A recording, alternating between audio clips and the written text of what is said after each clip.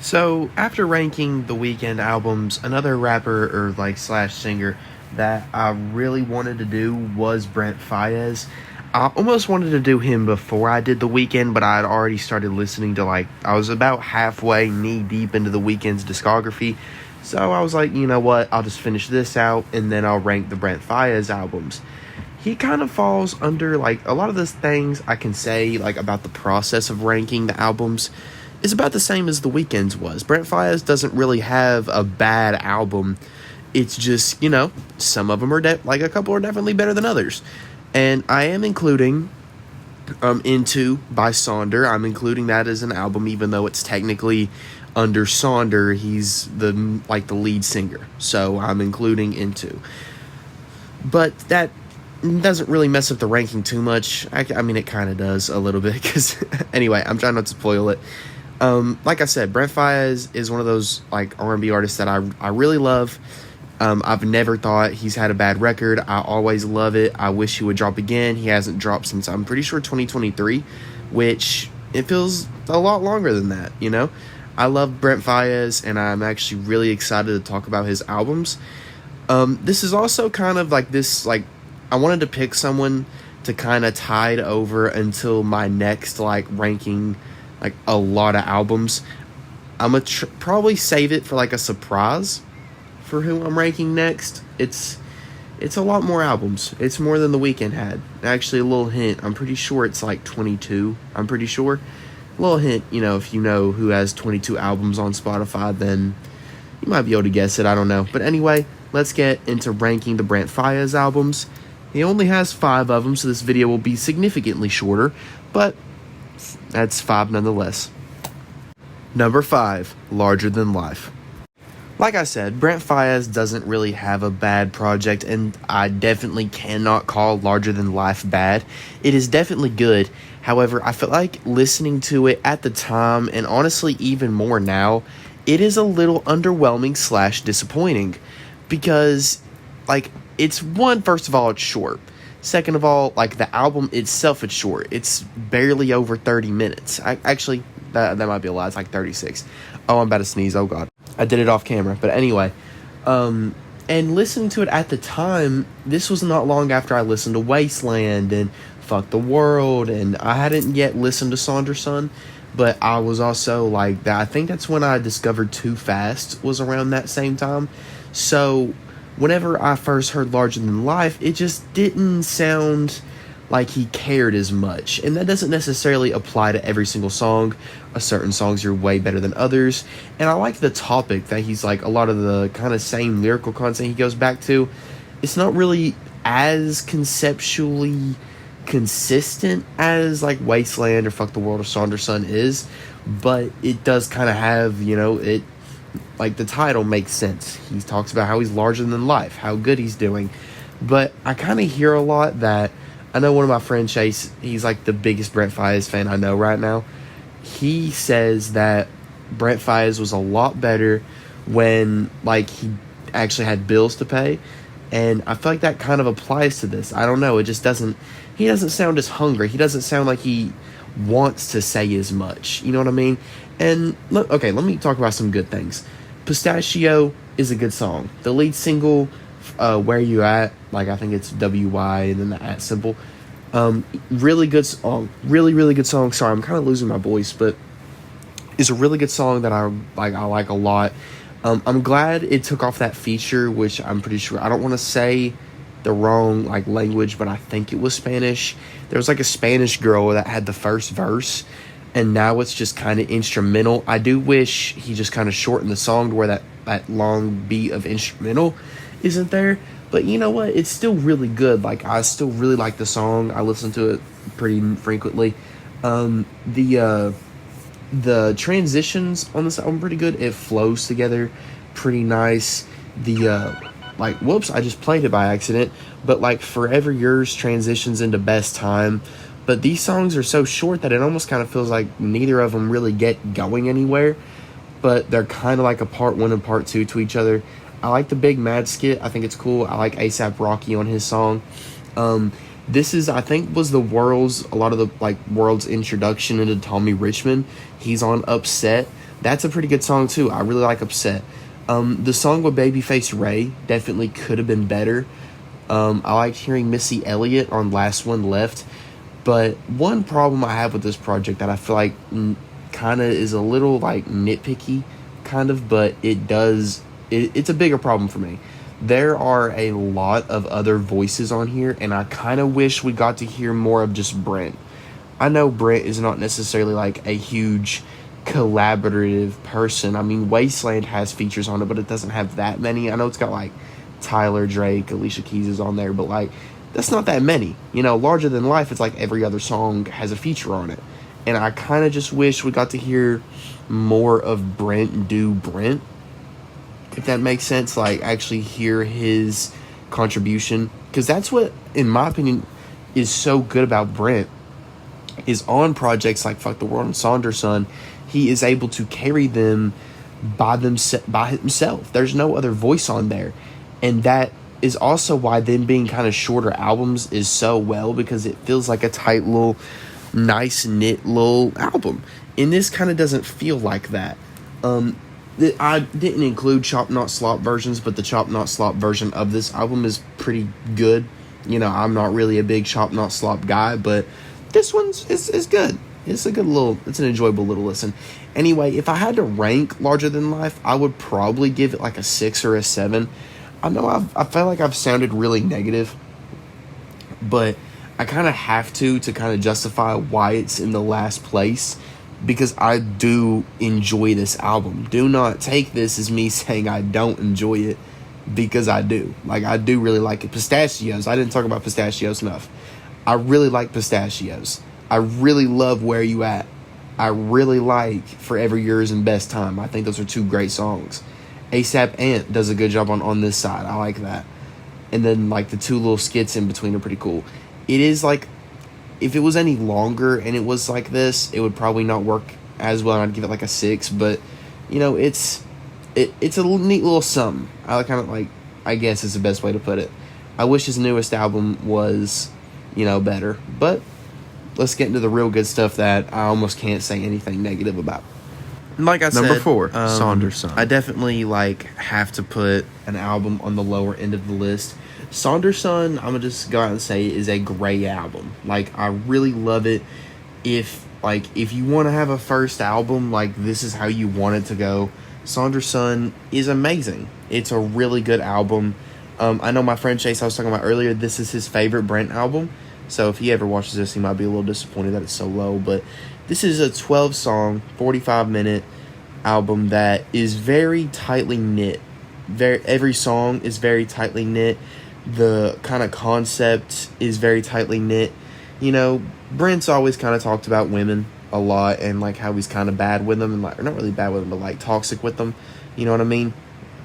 That is a little bit on this, but there's also more to it than that. A lot of this is just about his life. Gang Over Love is one of my favorite songs.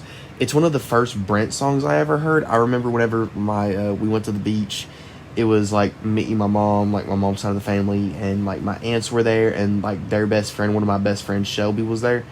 They played this song the whole time, and it was a vibe. And then I was a lot younger, and I couldn't really realize what was being said, and I'm not really listening to the song for that. I just kind of was like, this is a slow song and I'm not messing with it. But now obviously I listen to the lyrics and I listen to everything about it, and it matches a lot with me. I love the interludes, hearing him in school.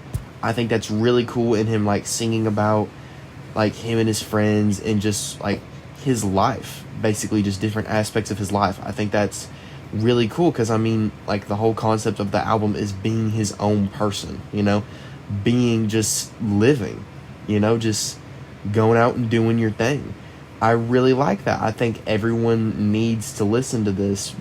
If you're one of those people that relates to music and that helps you enjoy it a lot, and you like to learn from your music, and you learn just stuff like that. If you genuinely love concept albums, this is to me, this is must listen, in my personal opinion. A lot of Brent's whole discography, besides maybe Larger Than Life, is kind of like that for me. If you love relatable music, or if you relate to what he sings about, to me, like, this is just, it's must-listen music. The intro is nice. Talk to You, LA are great songs. Saunderson Interlude, So Far Gone, and Fast Life Blues. It is an amazing song. This album is a little longer than I think most of his are, besides Wasteland. Wasteland's longer because there's more songs. But I think this is longer than Fuck the World. Yeah, Fuck the World's very fast. But anyway, I love this album. There's nothing really too negative I can say about it, other than the fact that maybe at some parts, like, some of the songs are a little too long. But even then, like, that's not really, for the point of the concept and for the point of what he's talking about in the song, it would almost feel kind of weird if they were too short. So it was kind of like a pick your poison type deal for me, and I'd much rather a song be too long than too short. But anyway, like, I love this album. I wish the vinyl wasn't like $500. It's not $500. Actually, I think most places it's like 100 something. My friend Chase got one for like 160 on eBay, so he got a deal. I'll have to see if I can snag that same one day whenever I got more moolah. But anyway, I love this album. Let's get to the next one that I love even more. Number 3, Fuck the World. Now, before I went to like actually start recording this little section, I almost wanted to say that this feels like, I mean, obviously it feels like a sequel to Sonder, but I feel like that's way too simple of a way to put it, because this album's a little more complicated than that.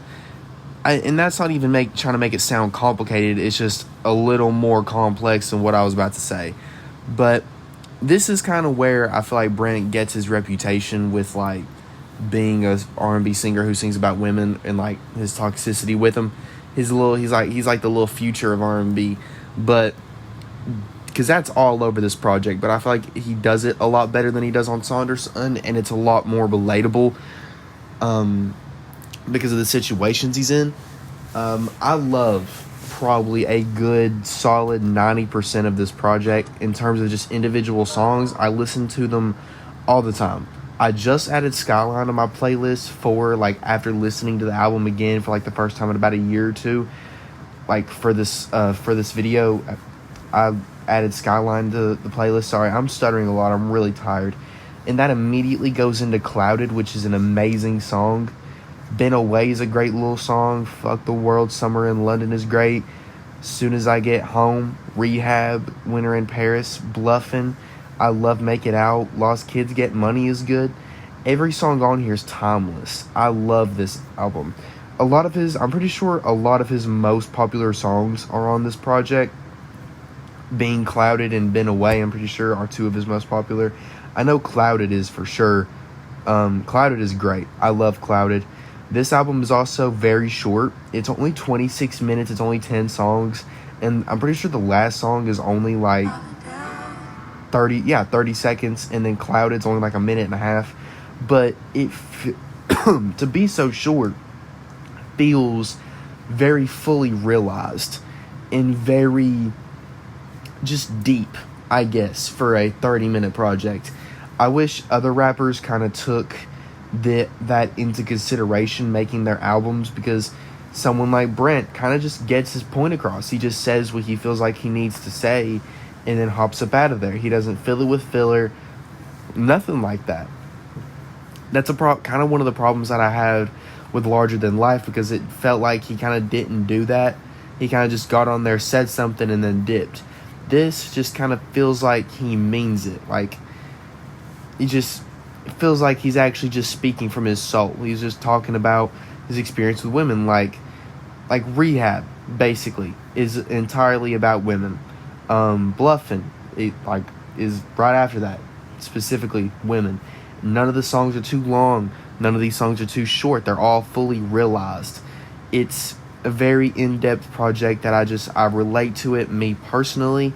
I think it's kind of like a better version of Saunderson that's just more relatable for me. Way more replayable. I love that, like, Brent does a lot of different things with his voice on here. I love how deep it gets on, is it Fuck the World, Summer in London? Yeah, Fuck the World, Summer in London. I love how he makes his voice sound. I think that's great. Like, Fuck the World, I'm a walking erection. You know what I'm saying? Like, that's classic. You can't come up with something like that. Only he did. But anyway, let's get into the next one. The next album by Brent, which, in my opinion, is his magnum opus. Number 2, Into. Okay, now you might be wondering why I said his magnum opus and then I said the second album and not the first. I'm not gonna lie. A big reason that Into is at number 2, that rhymes, and I'm gonna try not to say because it kind of bugs me, is because it's only 7 songs. That is not a big sample size, and it's not big enough to warrant, I mean, obviously, number 1 is Wasteland, but it's not enough to warrant being more than Wasteland because Wasteland is a way bigger sample size of amazingness. So I can't muster myself to put this above Wasteland because of how short it is. However, this is amazing. It's very... One of the reasons that this video took a little extra day than I wanted it to was because I didn't really know how to put how I like into words. I didn't really know how to describe it into words, describe how it sounds. It's R&B with electronic little inspirations, tiny little ones. I'm not saying it's electronic music or I don't even want to say electronic. That sounds like the wrong way to use it. And I ain't gonna even lie to you. This is something that I need to educate myself on. I don't know the Sonder DJs' names. I just know Brent's the lead singer, which is the main reason I put it on here. And I think Google considers this an EP. Spotify considers it an album, so I'm going to consider it an album, and I need an excuse to gush about this. And I didn't want to talk about 4 albums. Talking about 5 albums sounds better than ranking 4. So, anyway, Too Fast is one of my favorite songs, of all time by anybody. Baldwin Park is I don't even think there's any singing in Baldwin Park, is there? I need to re-listen to it. It's literally just instrumental, and it's perfect. It's beautiful. Too Fast is a beautiful song. Sirens is a beautiful song. Lovely is also an amazing song. Feel, the intro is great. The outro, Care, is fantastic. Again, this is a short one. It's 7 songs. It's only 25 minutes. This is a little bite-sized album, but it's ethereal. Listening to this album late at night, just a drive by yourself in your feels. It's almost romantic sounding, which I guess is what R&B is kind of supposed to be, really. This whole album makes me think of my girlfriend. It just especially Lovely.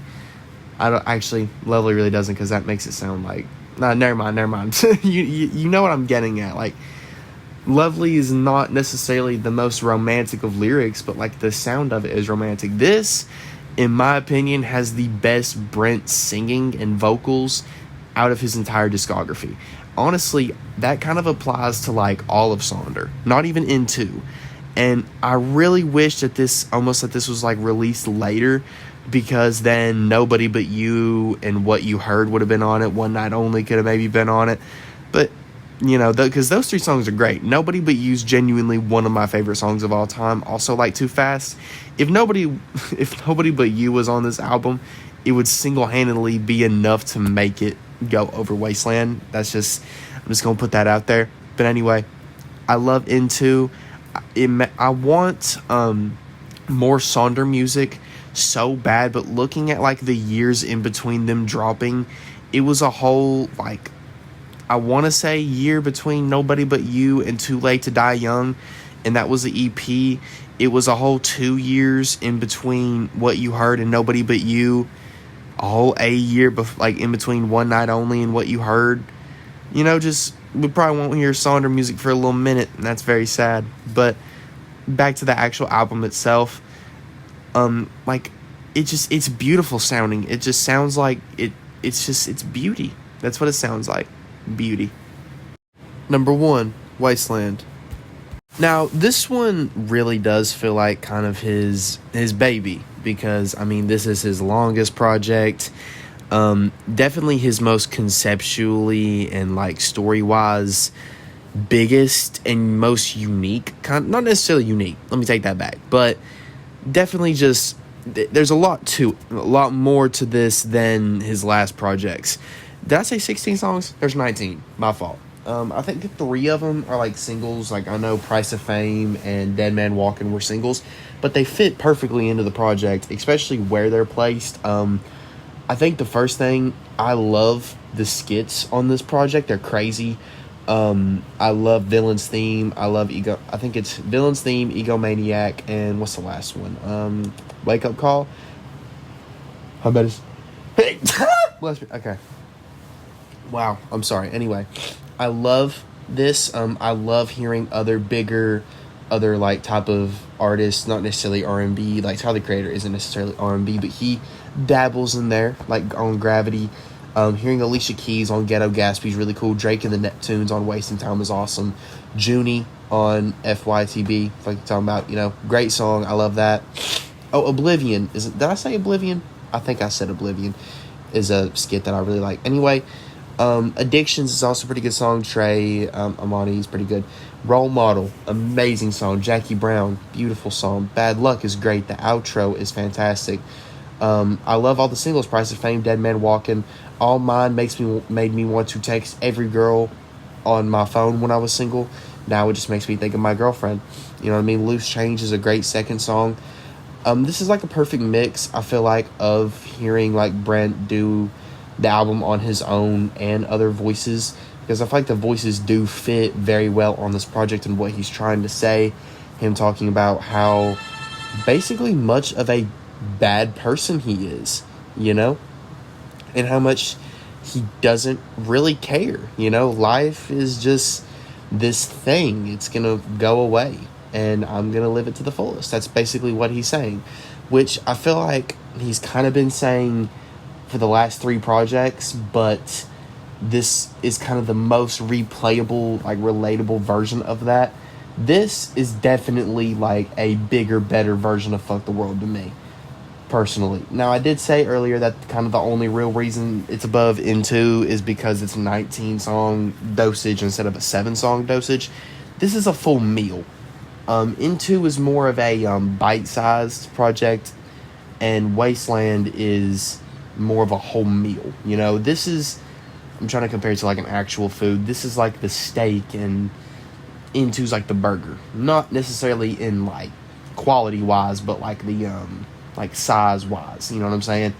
But Wasteland is really good. I love the fact that this is, like I said, I love the fact that it's longer. It's a bigger dosage of actual Brent. It's not necessarily it's still tightly knit, but like it's longer knits. You know what I'm saying? That sounded stupid. Anyway, I remember when this was coming out, this is actually like the most, I feel like, at least as I can remember, like the most of a rollout he's had.